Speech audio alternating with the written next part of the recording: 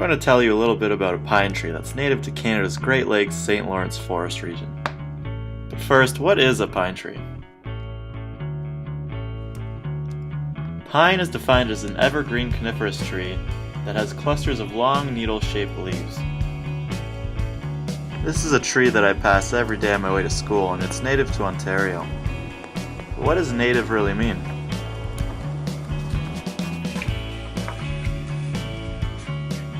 When talking about plants or animals, native means that it's of indigenous origin or growth. But when we talk about native trees in Ontario, we mean any tree species that was found in the province before Europeans settled here.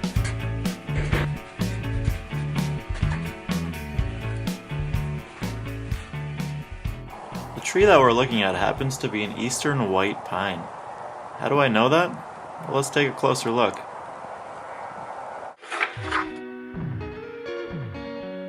When you look at an individual bundle of needles, you'll notice that each and every bundle contains 5 needles. This is characteristic of the eastern white pine, meaning that the next time you see a conifer with bundles of 5 needles, you can be confident that it's a white pine. To help you remember that it is in fact a white pine, the word white has 5 letters in it.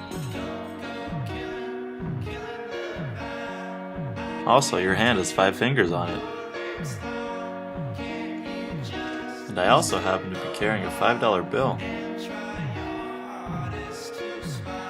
And what I find to be the most neat fact about white pines is that gram for gram, the needles have 5 times as much vitamin C as a lemon. Hey, there's that number 5 again. It's quite impressive that white pine needles have so much more vitamin C than lemons do. Citrus fruits are considered one of the top 10 foods with highest vitamin C content. Vitamin C is an important vitamin and antioxidant that the body uses to keep you strong and healthy. It is also weakly linked with helping prevent the common cold that is so prevalent this time of year. This means that if you collect enough needles, you can make an outstanding pine needle tea that has long been a favorite of indigenous people. And not only is it good for you, it actually tastes good too.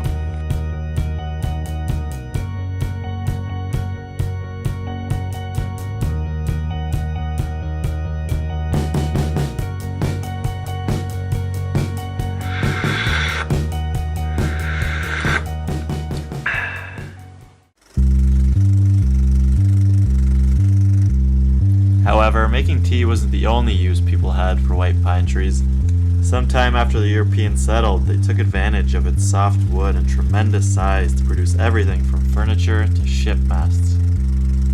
To meet this high demand, extensive logging had to take place, tearing down thousands and thousands of trees. It's very likely that you have used something made of pine sometime in this past week. Luckily, because of its rapid growth, the eastern white pine tree is an excellent choice for reforestation, and this means that we'll continue to see the tree's iconic silhouette all across Ontario landscapes for some time to come. Speaking of the tree's silhouette, I remember seeing a painting by one of the members of the group of 7 that really struck a chord within me. The painting is appropriately titled White Pine by A.J. Casson, painted sometime around 1948. He is thought to be the one responsible for making the silhouette of this tree famous across the country. A.J. and the rest of the members of the group of 7 strongly believe that direct contact with the Canadian landscape would help them develop their artistic identities. Even if you're not an artist, I strongly recommend you spend some time in nature, because you always walk out with a better perspective. That tree that I pass by on my way to school each day, well, it's helped me learn a lot about my health, my country's history, and the country's most influential artists. So get out there.